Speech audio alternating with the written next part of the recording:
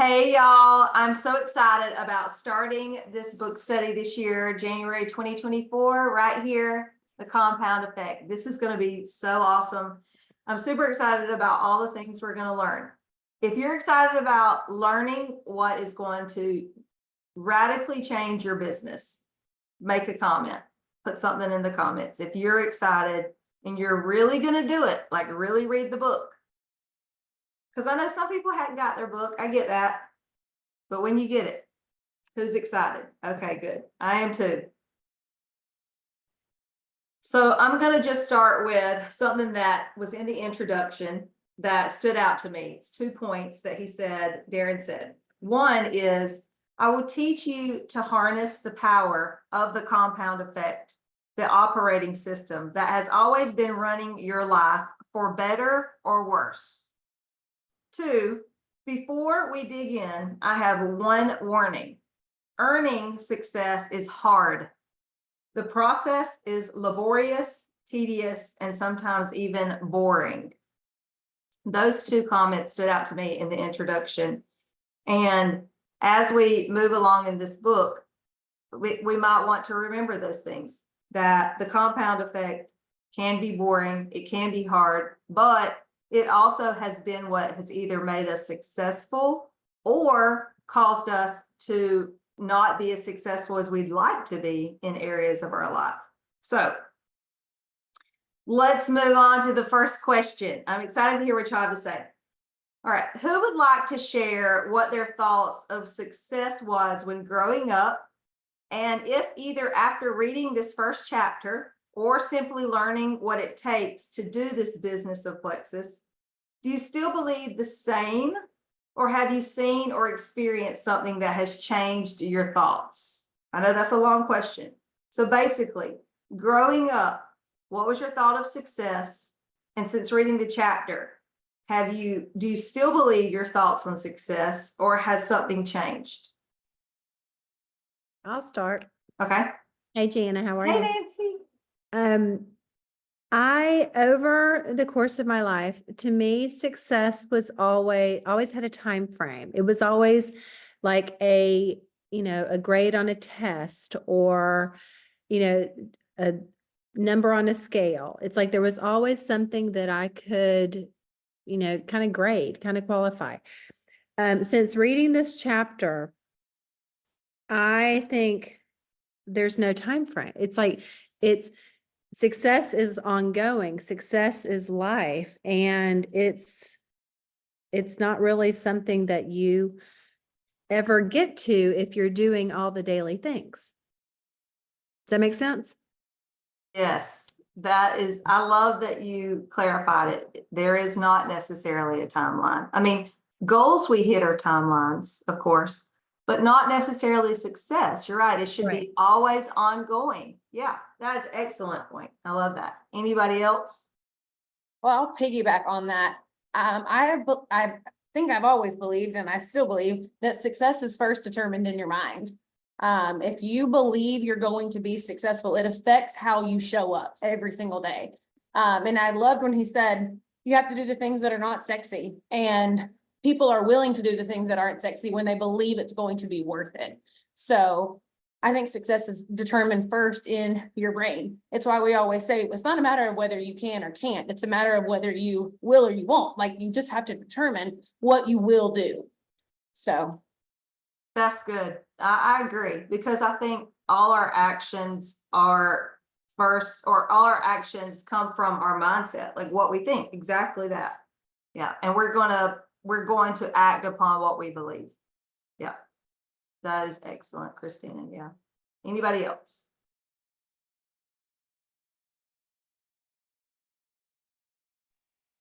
Okay, I got something for y'all. Okay. What I like is this reminds me of Denzel Washington's Failing Forward. And I think that success is always failing forward. You fail, you get up, you move on to the next successful thing. And if you fail that, then you keep falling forward until you are successful at that. And then you fail at something else, and then it's a learning process. Yes, I agree. That is very true, Robin. Thank you for sharing that. You're welcome. Anyone else? All right, I'm going to go on to number 2.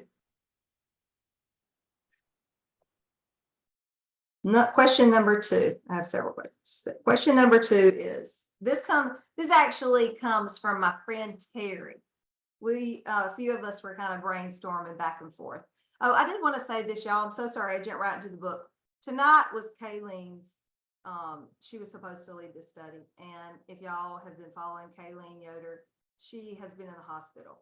And so please keep her in your prayers. I know many of you have probably reached out to her, but she came home today or went home, and she will probably lead the week I was supposed to have. So I'll just keep her in your prayers. But we're all kind of brainstorming about this book, just talking about it, those of us who'll be leading. And Terry gave a good question, and I wanted to make sure that I asked this. Jana, Yeah.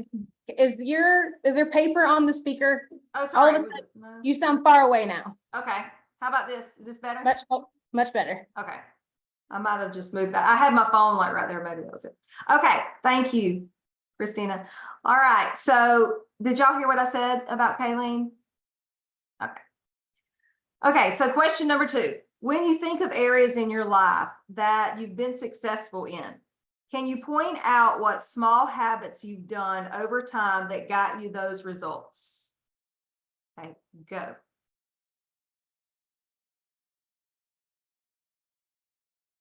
You want me to ask it again? You got it? When you think of areas in your life you've been successful, can you point out what small habits you've done over time that got you those? Oh, I got one for that. I simply pushed away from the table and got up and started moving. Sheena? Also reading books. You can ask Christina. I loathed it. She told me, she was like, get the book, start reading the book. That's your first assignment. And it was get over your dang self. But feeding my mind and educating myself was a game changer. Just simply of reading my Bible every day instead of it being just every Sunday, which is what I've always done. It's when it's convenient for me. You know, that those two things are huge. That is excellent. Very true. Just making the Well- decision. Yeah. That's good. Can I piggyback on that? Yes. I'm the same way. I don't read. That's probably why I love Facebook, because it's the little snippets, but I'm reading more. But when I go back to success, I always thought success, back to the original question, I always thought success was get the degree, get the promotion, get the nice car, get the things that is all materialistic in the world. And I realized that my marriage was failing, everything in my life was failing. So I was not successful. Fast forward to the point where I was at the most rock bottom of my life is when my prayer life started. And I'll say that is where the success was, because I couldn't sleep at night and I prayed. I'd wake up and I'd pray. So those were the things. So now I pray good and bad, when things are great, when I'm on top of the mountain, when I'm on the bottom, but just that constant prayer. And that's helped me. It's helped my daughter to learn the same thing. You pray no matter what, whatever the situation is, you pray. And so I know this is a book study, but just like Sheena was saying, I'm getting more into the word. I'm getting more into the personal growth, but my prayer life, I can actually now say my prayer life is great because it was that success that I, saw previously, if that makes sense. Oh, it totally does. I mean, that's the ripple effect. Like you're doing something small. We can have the ripple effect, of course, in a negative way, and then we can have it in a positive way. I think it was Brad. The example was Brad in the book of the ripple effect. How he had these muffins that he made, and his family liked them, and then the ripple effect from that was he started cooking unhealthy things, and then his marriage was affected by it. I mean, you would never think cooking unhealthy would affect your marriage, but that was a great example to me. of the ripple effect in a negative way. And so it sounds though in a positive way, obviously, that you, Amy, you and Sheena have had the positive effect. And of course, yeah, there's nothing more powerful than prayer. And Can Go I ahead. add one thing, Jana? yes, please. So I saw this play out in my business years ago when we got to do an accountability chat with Lori's team. And Lori Welch is one of our diamond uplines, but it's before she was the only diamond upline we had at the time. And we got to do these accountability chats. And if you didn't turn your paper in every week and report your numbers every day, you got kicked out. And so not only like did you know that you disappointed her, but like everyone would see you get removed from this group. And so that is what taught me how to do what needed to be done, regardless of how I felt about it. Because I can remember many nights having to get back out of the bed because, oh my gosh, I didn't do I don't know what they were back then, maybe 3 new contacts, 2 follow-ups in 1 post or something. I don't know. But I was teaching full time. And so getting back up out of the bed to go do that, to make sure that we didn't get our butts kicked out of this chat. That is what I really think taught me to do what I didn't necessarily want to do, but it had to be done. That and being a mom, I think. So when people say, how do you stay so disciplined? Really, discipline is just doing the right thing, what you know the right thing would do. And so I'll ask myself sometimes when I don't want to show up for something or do something the right way, I'm like, okay, what would a millionaire do right now? Like, what would the top earning diamond in the company, how would she show up to this thing right now? And it will just make me have an attitude adjustment or whatever. That's good, Christina. You are very disciplined. That's good. When he was talking about his dad in the book, I was like, I wonder how many dads and parents like really instilled in any of y'all success, like, or discipline habits, because our parents, do affect the habits that we so often take up. Not all the time, but sometimes for sure. They definitely greatly influence us. And so you don't have to answer that question, but you can put it in the chat if you want to. If your parents influenced your discipline and your habits growing up in a positive way, like his dad did. Question 3. Who in here would like to share how skeptical they were about the importance of systems and habits when they first started this business? Maybe you didn't really believe that you had to be so disciplined to be successful. Maybe you were skeptical about a system. Anybody felt that way when they first started? Emily, you're talking, but we can't hear you. She said she'll pass. Good. I want to say something. Well, I don't know if I guess this is the habit, but time blocking. I was very skeptical about that. I did not want to do it at all. I felt like it boxed me in. I had all kind of feelings about it. But then finally I did it and it changed everything. So complete opposite of what I thought it was going to do for me. So That's good. stay muted, Christina. Keep walking. Keep walking. I'm sorry, Christina, we can't hear you. I'm just kidding. Yes, that is so true though, because it can be so hard to just, it almost seems like we're boxing ourselves in, but really it is the most important discipline probably, I would think, to schedule your day out to make sure. Yeah, I mean, it frees time up because Yeah. because I don't nail my time block every day. Like I try to, but like I really did nail it about 80% today. And so, which is really good for me. And so when I started thinking about all the things that I've done, I'm like, man, I killed it today. Like I could just go to bed and it was like 7 o'clock. I'm like, I'm done. I got all this free time now because I did all the things. So That is awesome. I don't like you today, Terry. Just kidding. it's just I today. did not Only because get I off. failed yesterday. Only because I failed yesterday. I Oh, did okay. better today. Look at that. See, you failed and you just kept going. That's Look at right. that success. There you go. Okay, I'm back. Okay, Emily, let's hear what you have to say. Okay, so I was not just skeptical, like I flat out went the other way. Like, ain't doing it, ain't having it, because and y'all have heard me say this, a lot of you have, that in my mind, discipline and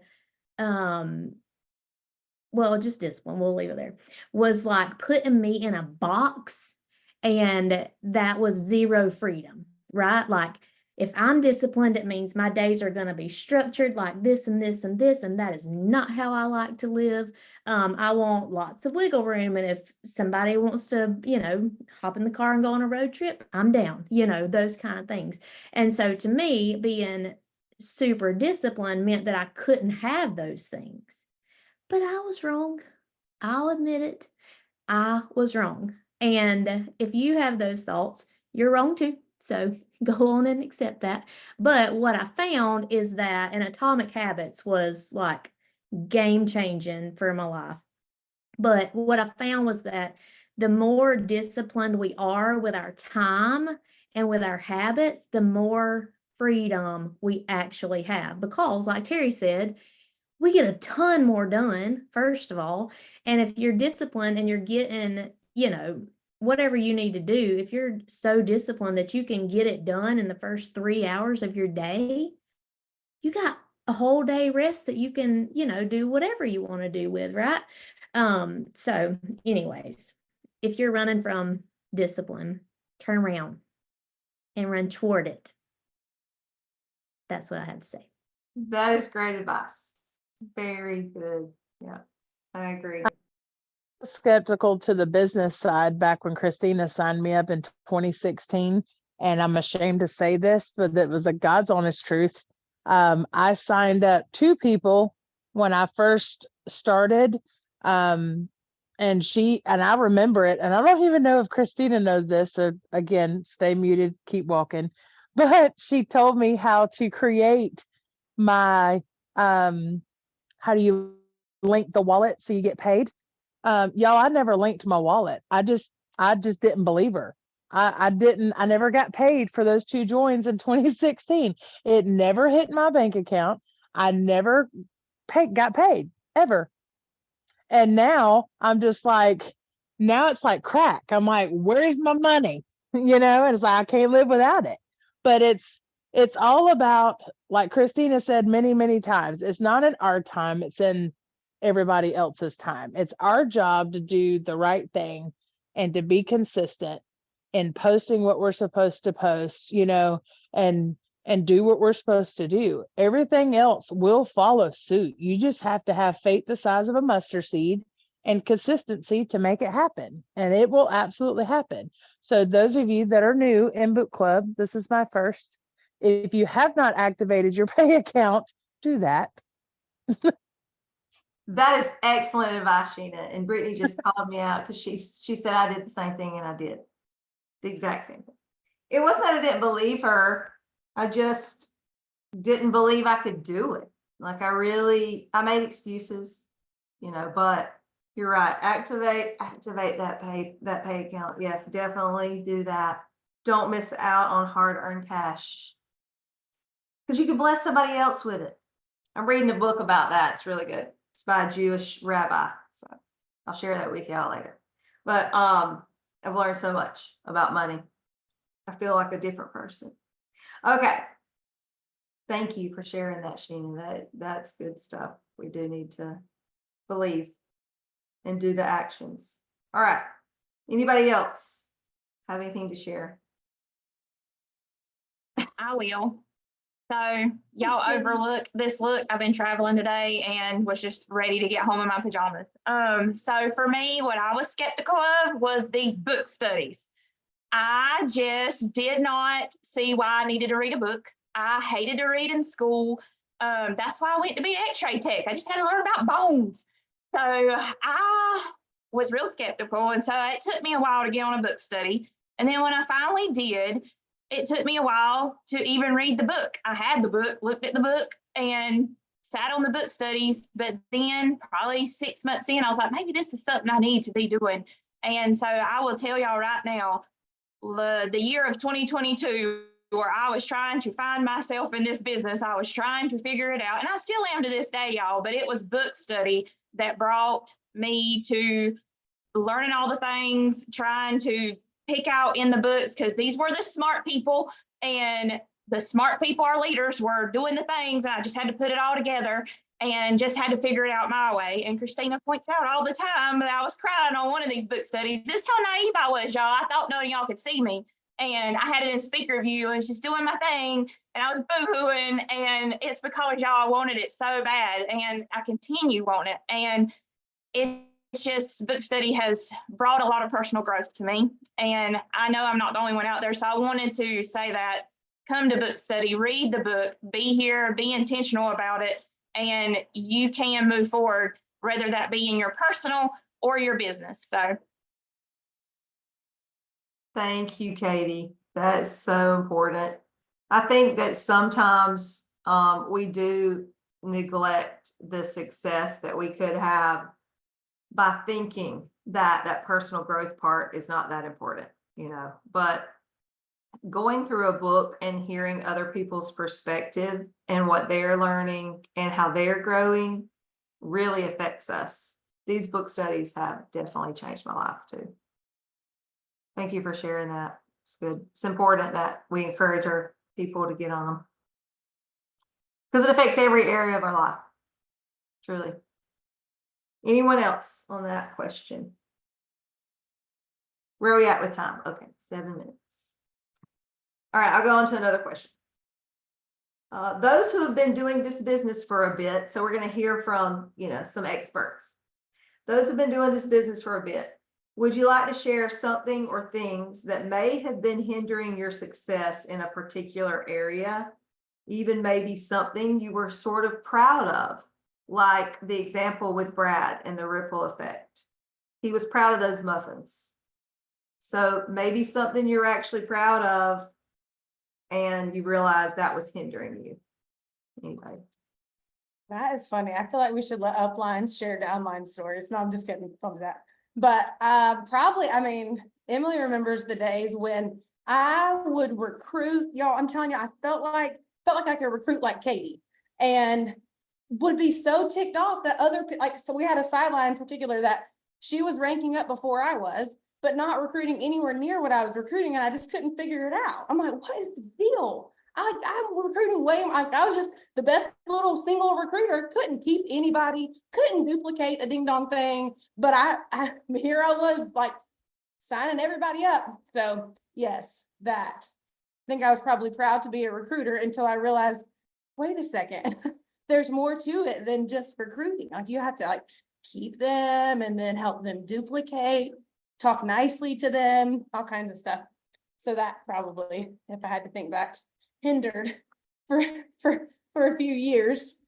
But listen, I also want to say, when he talks in there, almost every chart he has in chapter 1, like it stays pretty neutral for 24 months. And you know what kept coming to my mind is every year we'll pull pictures from the year before the event. Like Brittany and I were just looking the other day at Super Saturday last year.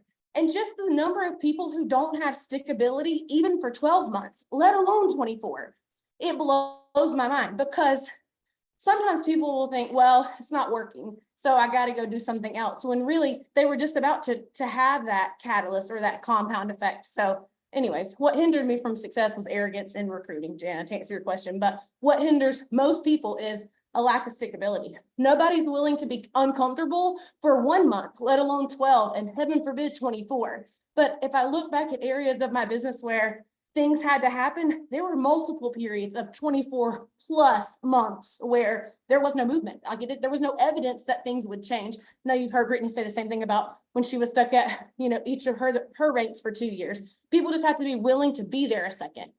So That is so good and encouraging, because it is so easy to just be like, I've been here, I feel stuck, and I'm never gonna, you know, go any higher, and I'm never gonna rank up. I'm never gonna, you know, hit my goals. Yeah, I need to hear that at times, definitely for myself. But you're right, the stickability, the compound effect. Anybody else? Oh, me. I Okay. think this fits the question. So when I started, so like, I want to be everybody's friend. And so I feel like, I mean, of course, I'm not a perfect friend by no means, but that was just what I wanted. Like, I didn't want to hurt people's feelings. I wanted to be their best friend. And so I do think that I know it hindered my leadership. Not that I wasn't still trying to be their friend, but like, I had to tell my team hard things, and that was to help them move forward. And to me, that was like me rejecting them or just not being nice to them. And then of course, after lots of coaching, and Christina telling me hard things, like, I know that just shows them that I care that much more because I want them to be successful. So that took me a hot minute, probably a couple years, maybe 2.5, something like that, to start just telling my team hard things. That's good. And a point you said about the coaching, like, I think sometimes we start feeling alone and we pull back instead of move into, our sponsor and be like, hey, this is how I'm feeling. And because really it's prideful for us to stay in our feelings and not share that. It's a selfish matter, really. It's pride. But you didn't do that. You talked with Christina and she coached you through that and helped you see, the things. That's good. So to me, what stood out, what you said was, you got some coaching and that helped you continue on. And that makes Well, it- I mean, it's kind of went both ways. Like, she was like telling me hard things like, Terry, like, I know you love them, but if you love them as much as you say you do, and if you want to be their friend, then you want them to be successful. So you're going to have to tell them what you think is holding them back. Like, you Mhm. not telling them is not being a good friend. Like Yeah. like, I wanted to be a good friend, but I also needed to be a good leader. And so it took some time, but I understand now. I still don't love telling my team hard things, but I do it. I do it. Somebody 'Cause I told want me to be once. diamond. That's right. That's right. Somebody told me once, and I believe this 100%. I believe this is just truth, but love does what is best. And if you really love somebody, the best thing that you can do for them is to share this with them, and often share what we see, but it's hard. Yeah. Tough love. It's good though. You are everybody's friend though, Terry. Everybody loves you. Everybody. All right, I got one more minute. Anybody else want to share?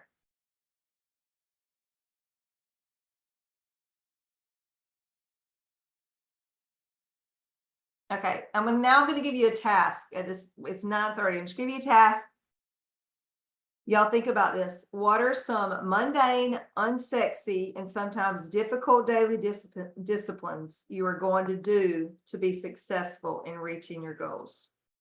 I would suggest to make a list of those unsexy, mundane things that you're going to do every day to reach your goals. That's what I did. Okay, that's it. Any last comments? Any thoughts? Thank you, Jana, for swapping with Kayleen at the last minute and handling things. Appreciate you a whole bunch. I was glad to do it. Y'all pray for Kayleen. She's gonna be good. Who's got next week? You know? Hey, maybe Haley. Okay. All right. We'll see y'all next week. See y'all. Bye, y'all.